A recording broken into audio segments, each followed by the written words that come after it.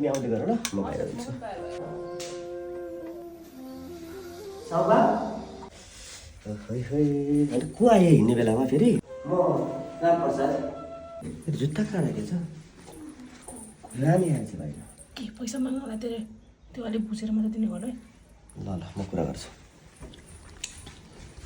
रामी तलको काम छ माथि आएछ जस्तो फेरि के भयो भन् त यसो अलिकति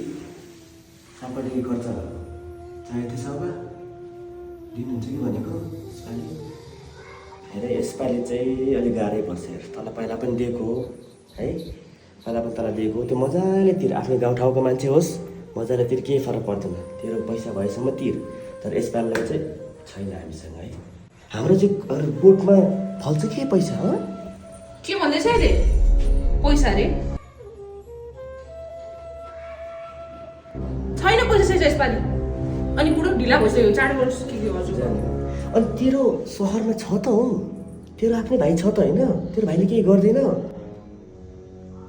एकचोटि कन्ट्याक्ट गर कुरा गर के गर्छ कि तेरो भाइले ल हिँड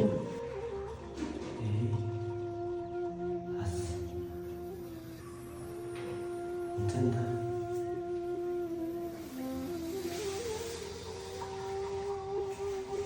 ढिला भइसक्यो